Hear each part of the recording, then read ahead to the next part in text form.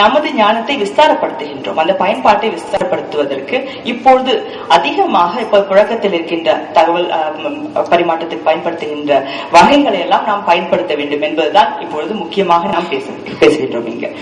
அடுத்தது, இந்த தமிழ் வரலாறு என்றால் இரண்டு வகையாக பெரிதாக நாம் பிரித்துக் கொள்ளலாம். அதாவது பாண்டிய மன்னர்களின் வரலாறு, சேர சோழ மன்னர்களின் வரலாறு, இப்படி என்றால் சொல்கின்றோம், ராஜாக்களின் வரலாறு, இவையெல்லாம் நமக்கு முக்கியம்.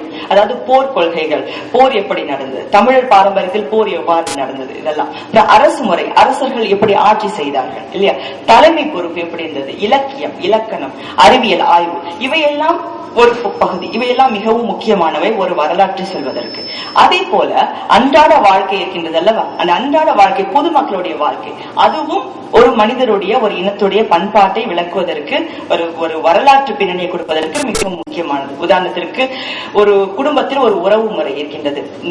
நிறைய வார்த்தைகள் எனக்கே பழக்கத்தில் இல்லாம போய்விட்டது. அம்மா, அப்பா, தாத்தா, பாட்டி, மாமா, இது தெரியுது. அதுக்கு பிறகு நாத்தனான் ஒண்ணு இருக்கு. அன்னைக்கு யாரோ ஒருத்தர் மச்சினல் அப்படின்னு ஒரு 2 வார்த்தைகள் கொண்டு வந்தாங்க. என்ன அர்த்தம், அதெல்லாம் நமக்கு புரியல பாருங்க. இன்னும் நிறைய வார்த்தைகள்லாம் இருக்கு. இவை எல்லாமே பாரம்பரிய சொத்துக்கள் தான், ஒதுக்கிவிட முடியாது. மன்னர்களின் வாழ்க்கை தான் பெருசு, ஆட்சி முறை தான் பெருசு, பொதுமக்களுடைய வாழ்க்கை முறையெல்லாம் தரம் குறைச்சல் அப்படிலாம் ஒதுக்கிட முடியாது. எல்லாத்துக்குமே ஒரு ஈக்குவல் வேல்யூ இருக்கு. அவை எல்லாவற்றையுமே நாம் கொண்டு உள் அடக்கி கொண்டு வரும்பொழுதுதான் எவ்வளவு ஒரு கலாச்சார வளம் நிறைந்த ஒரு மொழியாகவும் ஒரு இனமாகவும் நமது இனம் இருக்கின்றது என்பது நமக்கு தெரிய வரும்.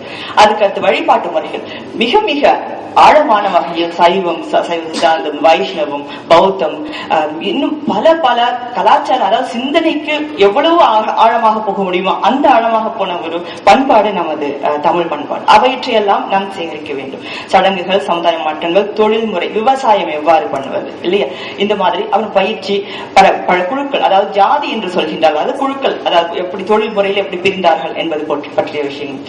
இதை போல பல பல விஷயங்கள் தமிழ் வரலாறுல அடங்கி விடுகின்றது.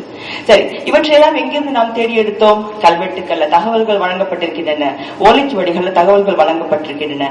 அவற்றை நாம் படியெடுத்து திரும்ப திரும்ப நமது தலைமுறைக்கு நாம் கொண்டு வருகின்றோம். ஆக அதை கொண்டு வருவதில் சாதாரண விஷயம் இல்லை. இப்பொழுது நாம் பார்க்கிறோம், நமக்கு டெக்ஸ்ட் புக்கா புத்தகம் இருக்கின்றது இல்லையா, கம்ப்யூட்டர்ல நமக்கு ஆர்டிகல்ஸ் கிடைக்கின்றது, நிறைய இன்ஃபர்மேஷன் கிடைக்கிறது. ஆனால் பழங்காலத்தில் நமது இலக்கியங்கள்லாம் யார் தொகுத்தார்கள் என்பதை நாம் தெரிந்து கொள்ள வேண்டும். பொதுவா கேட்ட எல்லாரும் என்ன சொல்லுவோம்? ஊவேசா தேடி எடுத்தார், எல்லா ஓலைச்சுவடியும் ஊவேசா தேடி எடுத்தார் என்பது. இது சர்வசாதாரணமான ஒரு தகவல். உண்மையிலே சொல்ல போனா நிறைய பேர் இந்த பணியில ஈடுபட்டிருக்காங்க, அதிகமான பேர். என்னை பொறுத்த வரைக்கும் நான் ஒரு அவேர்னஸ் உருவாக்கணும்னு நினைக்கிறேன். இவங்க எல்லாரையும் நம்ம மறந்துட்டோம். அதாவது ஒரு சின்ன ஒரு நூலை தேடி எடுத்திருந்தால் கூட, இப்ப உதாரணத்துக்கு ஒண்ணு சொல்வோமே, சிவஞான போதத்தை யார் ஓலைச்சுவடியில அச்சு பதிப்புக்கு உண்டாக்குனது? அது ஒரு கேள்வி. உதாரணத்திற்கு ஊவேசாவா? தெரிஞ்சவங்க நிச்சயமா நிறைய பேர் இருப்பீங்க. சரி, வ.உ. சிதம்பரம் பிள்ளை அவர்கள். இந்த மாதிரி நிறைய தகவல்களை நாம் தெரிஞ்சுக்கணும். யார் யாரெல்லாம் செஞ்சிருக்கணும். அதுல பாத்தீங்கன்னாக்கா, இப்ப தமிழ் மரபு அறக்கட்டளை இதுக்குன்னே ஒரு தனி பக்கத்தை போட்டிருக்கோம். எந்தெந்த பகுதிகள், எந்தெந்த ஆண்டு காலகட்டத்தில் எந்த தமிழ் ஆர்வலர், இவரெல்லாம் தமிழ் ஆர்வலர்கள் தான், இவங்க போய் தேடி எடுத்து இவற்றையெல்லாம் கொண்டு வந்தாங்க, அச்சுப்பதிப்பாக்குனாங்க அப்படின்னு. அப்ப திருநெல்வேலி அம்பலவான கவிராயர், முத்துசாமி பிள்ளை, நயனப்பம் முதலியார், பிறகு நிறைய யாழ்ப்பாணம் ஆர்வக நாவலர் தணிகை மணியார், இவங்கள ரொம்ப அதிகமா செய்தவர். அதில் குறிப்பா பேராசிரியர் வையாபுரி பிள்ளை எல்லாம் ஆய்வு நெறிமுறைகள் அப்படின்னு ஒண்ணு வகுத்திருக்காங்க. அதாவது ஒரு படிகள் இருக்கின்றன, 5 கம்பராமாயணம் இருக்குன்னு உதாரணத்துக்கு வச்சுப்போமே, அதெல்லாம் எப்படி பார்த்து சரியான அச்சு பதிப்புக்கு கொண்டு வருவது என்ற ஆய்வுகள் எல்லாம் பேராசிரியர் வையாபுரி பிள்ளை இவர்கள்லாம் சொல்றார். அருமையான வழிமுறைகளை நமக்கு இந்த புதுசா இந்த துறையில இறங்குற நமக்கெல்லாம் ஆர்வம் தருவதாக இருக்கின்றது. ஆக இது மாத்திரம் போதாது இல்லையா, இதுக்கு மேல வேறு யாரும் ஈடுபட்டிருக்காங்க. காலின் மெக்கன்சி, அதாவது ஊவேசா ஆரம்பிக்கிறதுக்கு முன்னாடியே 1754 அது பிறந்த வருஷம் போட்டிருக்கேன், 1821 வரைக்கும் அவருடைய வருஷம், அவர் வாழ்ந்த வருஷம். காலனித்துவ ஆட்சியின் பொழுது வந்த ஒரு ஆங்கிலேயர். அவர் தனது வேலை நேரம் போக, இப்ப நாங்கெல்லாம் பண்றோம் இல்லையா, அந்த மாதிரி வேலை நேரம் போக நேரம் கிடைச்ச போதெல்லாம் நிறைய தொகுத்திருக்கார். இந்தியாவில் ஆவணங்கள் தேடுதலாக முதலில் கள ஆய்வை தொடங்கினவர் இவர். ஏறக்குறைய இவர் 1379 சுவடிகள் இவருடைய தேடுதலில் கண்டுபிடிக்கப்பட்டதாக, அது தமிழ் சுவடிகள் தேடி கண்டுபிடிக்கப்பட்டதாக ஓரியண்டல் மேனுஸ்கிரிப்ட் லைப்ரரியில இருக்க அந்த லிஸ்ட்ல இருக்கு. இது ஒரு பெரிய கலெக்ஷன் பாருங்க. ஆனா இந்த 1379 சுவடிகளுமே ஒரே தனித்தனி நூல்கள் என்று சொல்லிவிட முடியாது. சில நேரத்துல 4 படிகள் கூட ஒரே தலைப்புல இருக்கலாம். இப்ப உதாரணத்திற்கு புறநானூறு அப்படின்னு இருக்குன்னு வச்சுப்போமே, புறநானூறுல 5 எடிஷன் இருக்கலாம். அந்த மாதிரியான எண்ணிக்கையில 1379 சுவடிகள் இவருடைய இதுல இருக்கு. ஆனா இதுக்கும் மேல அவர் என்ன செய்திருக்கின்றார்கள், கல்வெட்டுகள் இருக்கின்றது அல்லவா, ஆலயங்கள் இருக்கின்ற கல்வெட்டுகள், அவற்றை எல்லாம் கூட அவருடைய குழு, அதாவது தனியாவே 4-5 பேரை கூட்டிட்டு எங்க போனாலும் போயிட்டு அவர்களை ஊழியர்களாக அமைத்துக் கொண்டு அவர்களை அழைத்து சென்று போரும் செல்லும் இடங்களாம் அழைத்து சென்று கல்வெட்டுகளில் உள்ள எழுத்துக்கள் எல்லாம் அவற்றை தாள்களே எழுத வைத்திருக்கின்றார். பாருங்க, அது தாள் வருகின்ற சமயம், அந்த சமயம் பாருங்க இல்லையா. இது 18ஆம் நூற்றாண்டுல. அப்போ அந்த தாள் சுவடிக்கு மாற்ற போது அந்த கல்வெட்டுல இருந்து தாளுக்கு அது டிரான்ஸ்ஃபார்ம் ஆகுது. அது அவங்க சேர்த்துட்டு வராங்க, அந்த லைப்ரரியில சேர்த்துட்டு வராங்க. பாருங்க, இவற்றை எல்லாவற்றையுமே நாம் அச்சு வடிவத்தை கொண்டு வந்து விட்டோமா அப்படிங்கிறது ஒரு கேள்வி. சோ தமிழ் மரபு அறக்கட்டளை ஒலிச்சுவடிகள் எல்லாம் அச்சுப்பதிப்பு செய்யணுங்கிற போது, அதே சமயத்தில் இப்ப நமது கவனம் இந்த தாள் சுவடிகளுக்கும் செல்கின்றது. அந்த கல்வெட்டுகளிலிருந்து மாற்றப்பட்ட இந்த தகவல்கள் இது மாத்திரம் இல்ல, வாய்மொழியா ஒருத்தட்ட போய் இன்டர்வியூ பண்றாங்க. அவங்க கேட்கறாங்க, சோழர் பரம்பரை இருக்கு இல்லையா, அந்த சோழர் பரம்பரை பத்தி கொஞ்சம் சொல்லுங்க. அதாவது இப்பொழுது இந்த காலகட்டத்தில் அவங்களுடைய வாரிசுகள் இருக்கின்றார்களான்னு போய் ஒரு கிராமத்துக்கு போய் விசாரிக்கிறாங்க. அப்ப விசாரிக்கிற போது கொஞ்சம் விஷயம் தெரிஞ்சவங்களையும் கூட்டிட்டு போறாங்க.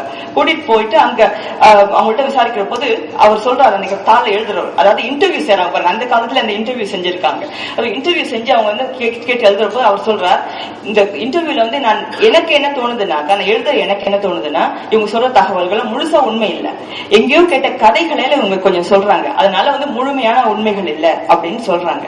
அப்போ இந்த மாதிரியான இந்த டாக்குமெண்டேஷன் இருக்குது இல்லையா, இவற்றை எல்லாம் கூட நாம் சேகரிக்க வேண்டும், அவற்றை நாம் பதிப்பிக்க வேண்டும். அதுல குறிப்பாக காலின் மெக்கன்சியோட ஸ்பெஷாலிட்டி என்னன்னாக்கா, அவருடைய கலெக்ஷன்ல நிறைய இருக்கிறது இந்த வரலாறு, குடும்பங்கள், வம்சாவளி, அதாவது ஒரு சிறு குறு மன்னன் இருக்காரு, அவருடைய வம்சாவளியை பற்றியது, அப்புறம் விபர குறிப்புகள், கல்வெட்டுகள், இன்னும் வேறு சில அப்படின்னு போட்டிருக்க நிறைய இருக்கின்றது. இவற்றை எல்லாம் நாம் படிக்க வேண்டும். சரி, இதை பார்க்கும்போது எல்லா சுவடிகளையும் ஆவணங்களையும் அச்சுப்பதிப்பு செய்து விட்டோமா என்ற ஒரு கேள்வி வருகின்றது. பாதுகாப்பான நிலையில் இருக்கின்றதா? இந்த கேள்வியும் ரொம்ப முக்கியமான ஒரு கேள்வி. அதாவது என்ன தோன்றது, இப்ப எங்களெல்லாம் நாங்க வெளிநாட்டில் இருக்கின்றோம், அந்த ஆர்வம் இருக்கின்றது பாதுகாக்க வேண்டும் என்று. அப்ப என்ன யோசிக்கின்றோம் என்றால், இந்த எல்லா சுவடிகள், எல்லா ஆவணங்களும் பாதுகாப்பாக எல்லா தனிநபர்கள்ட்ட இருக்கின்றது, அவற்றையெல்லாம் நம்ம எடுத்துக்கொண்டு வந்து விட்டோமா? அரசாங்கத்திடம் உள்ள நூலகங்கள் இருக்கின்றதா, நூல் நிலையங்களில் இருக்கின்றதா, அல்லது அவை பாதுகாப்பான முறையில் பாதுகாக்கப்படுகின்றதா என்று பார்க்கும் பொழுது இல்லை என்ற பதில் தாராளமாக கிடைக்கின்றது. இல்லை என்றுதான் சொல்ல வேண்டும். அதற்கு உதாரணமாக நான் சொல்கின்றேன். கடந்த ஆண்டு நான் 2 வாரங்கள் ஒரு ஃபீல்டு ஒர்க் நானே விருப்பப்பட்டு தமிழ் மரபு அறக்கட்டளைக்காக நாம் செய்ய வேண்டும் என்று நினைத்துக் கொண்டு தமிழகத்தின் திருநெல்வேலி பகுதிக்கு சென்றிருந்தேன். அங்கு திருநெல்வேலிக்கு பக்கத்தில் எட்டயபுரம் என்ற ஒரு கிராமம் இருக்கின்றது, சிற்றூர் இருக்கின்றது. எட்டயப்ப ராஜா என்றால் மிக மிக பிரபலம், வீரபாண்டி கட்டபொம்மன் கதையோடு சேர்த்து சொல்வோம் இல்லையா. சரி, அங்க உள்ள சில தகவல்களை சேகரிக்கலாமே, எப்படி இருக்கின்றது நிலைமை, ஆவணங்களை பற்றிய நிலைமை இந்த சிற்றூரில் எப்படி இருக்கின்றது என்று பார்க்க சென்றிருந்த போது, ஒரு சர்வசாதாரண ஒரு கிராமம். அங்க பெரிய தொழில்லாம் இல்ல, பெரிய இண்டஸ்ட்ரி சுத்தமா இல்ல, ரொம்ப சின்ன கிராமம். சோ அந்த கிராமத்துல ஒரு நூலகம் இருக்கின்றது. அந்த நூலகத்தின் பேர் ரகுநாதர் நூலகம். இதே மாதிரி இந்த ரகுநாதர் நூலகம் மாதிரி தமிழகத்தில் இருக்க பல கிராமங்களில் நிறைய நூலகங்கள் இருக்கின்றன. அங்கு நான் பார்த்த போது 2 தகவல்கள் எனக்கு கிடைச்சது. ஒண்ணு, தி ஆஷ் மர்டர் கேஸ் என்று சொல்லுவோம் இல்லையா, உங்களுக்கு எல்லாம் தெரிஞ்சிருக்கு தமிழகத்துல. அது நடந்த போது அங்க அவர் தன்னையை சுட்டு கொண்டு விட்ட போது அந்த சமயத்துல என்ன செஞ்சிருக்காங்கன்னா, ஒரு சின்ன பேப்பர்ல நிறைய தாள்ல டைப் செய்து அது விநியோகிச்சிருக்கிறாங்க. அது தானே சொல்லிக்கிறார் அவரு, இந்த கொலையை நான் ஏன் செய்யறேன் அப்படின்னு. அந்த எக்ஸிபிட்டோட ஒரிஜினல் காப்பி இருந்தது அந்த இடத்துல. அவர்கிட்ட கேட்ட, இதை நீங்க பிரிண்ட் பண்ணிட்டீங்களா, பிரிண்டட் மீடியா வந்துருச்சா, புத்தகத்துல வந்துருச்சானா, இல்லைங்க, செய்யறதுக்கான தகுந்த ஆளை தேடிட்டு இருக்கேன். எவ்வளவு பெரிய ஒரு முக்கியமான விஷயம். என்னை பொறுத்த வரைக்கும் எனக்கு ஆச்சரியமா போச்சு. இங்க நான் போட்டிருக்க பாருங்க, இது ரெசல்யூஷன் அவ்வளவு நல்லா இருக்காது, இந்த இடத்துல கிளியரா இல்ல. இதை இந்த என்னுடைய கட்டுரையில இதை நான் தெளிவா எழுதி இருக்கிறேன்.